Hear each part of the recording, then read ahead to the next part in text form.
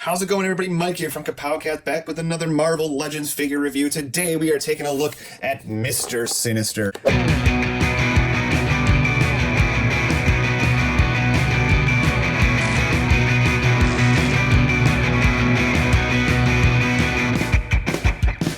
I am so excited for this. I've been waiting for this figure for a very long time. So there we see X-Men Mister Sinister on the bottom there. Had the Windigo arm. I won't be building that, so we probably won't. I'll probably skip over that, even though I looked at the leg on Nightcrawler, but I have no interest in that portion of the figure. Anyways, so if you take a look here, we got Mister Sinister on the side there. Got Mister Sinister on the other side. There he is on the back. If you want to read, go ahead and read up on him. There's the other figures in the wave. I did take a look at Nightcrawler. Loved him. Not much on the bottom, just on the bottom. But without further ado, let's get this guy open. And here we have Mister Sinister out of the package, looking, well, sinister. I really like this a lot. The metallic blue, like all of it, it just works great. One bummer is I think I got a little scratch in there on the top of the cape there. Nothing too bad. It doesn't make me too upset. Still, the presence of this figure, though, is just great. So let's get a closer look at Mister Sinister. So yes, getting a closer look here at Nathaniel Essex. This figure is awesome. If we take a closer look here at the face, look at that fairly clean work on the teeth too. I have seen some that have been really messed up. So if we get that to focus there, maybe get a little more light on it, you can see it came out really good. I don't really have any splotching on the face at all. Also very happy about that. The plastic on here attracts dust like a magnet, but whatever. You gotta dust your figures, guys.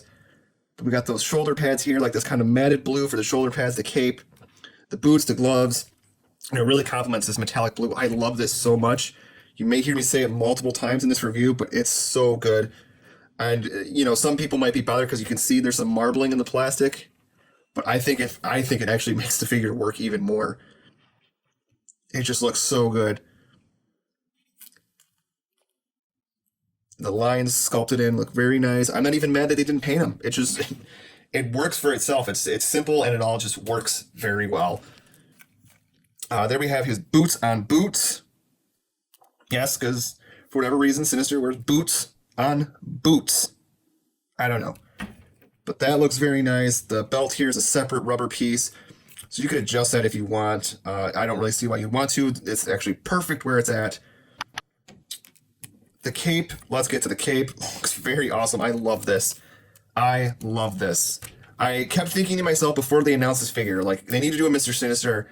How will they do the cape? Because I don't want like a hard plastic cape, but I wouldn't want a cape like the Toy Biz cape, because I did not like the Toy Biz Legends cape. I thought that was horrendous. I thought it was terrible. When I saw the images of this, I thought maybe, I was like, oh, it looks pretty cool. Is it going to be hard plastic? But then the more I looked, it's like this more vinyl-y type piece. I mean, I guess they maybe could have separated these, but I think it looks really awesome. It just gives him a very dynamic and imposing presence, which that's what I always thought of with Mister Sinister.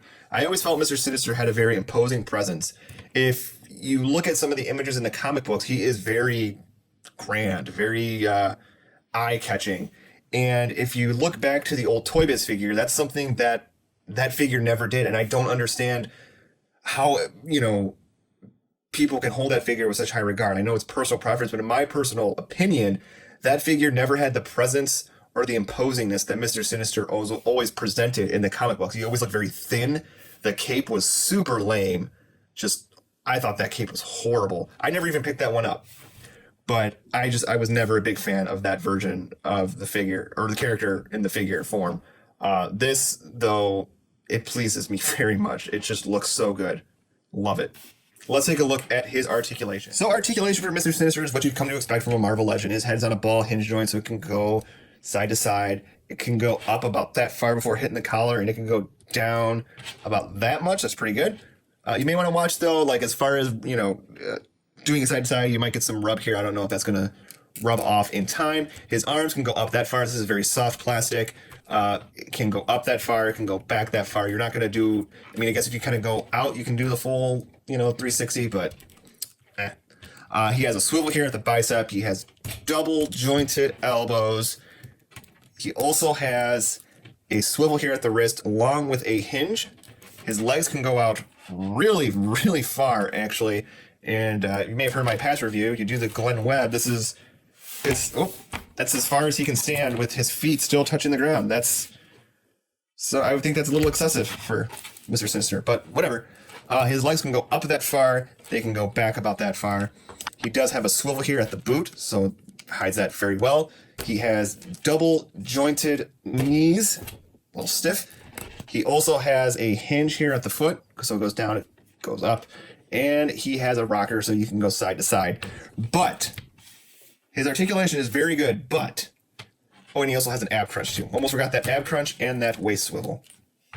I don't imagine having him in too many dynamic poses. Like that pose I kind of started him off with, like that's a pretty solid Sinister pose right there. I mean, it looks really good. I love it. Here's Mister Sinister next to his old friend here, Scott Summers here. And if this doesn't give you that warm, fuzzy X-Men animated feeling, then I don't know what will.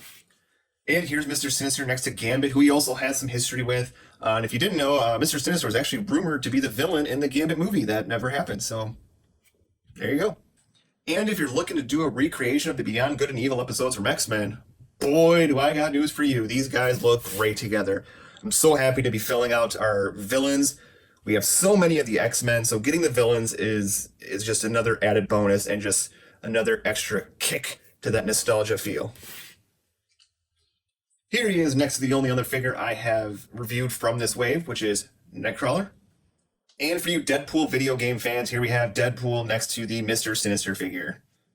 So yes, if you couldn't tell, I really like this figure. It's very visually appealing to the eye. It pops. It has great sculpt work. The cape is awesome. The only thing I wish it did kind of come with like maybe a green energy effect or something that would really make this figure pop and stand out even more than it already does on your shelf. But he's going to look so good next to the rest of your X-Men villains. I guarantee you will not be disappointed. If you like this video, go ahead, click that like button. It helps things go a long way. Click subscribe and the bell notification. Get notified of every time we post great content up on this YouTube channel. Toy hunts, reviews, and our show, Kapowcast, which is a weekly podcast talking all things nerdy. Until next time, take care.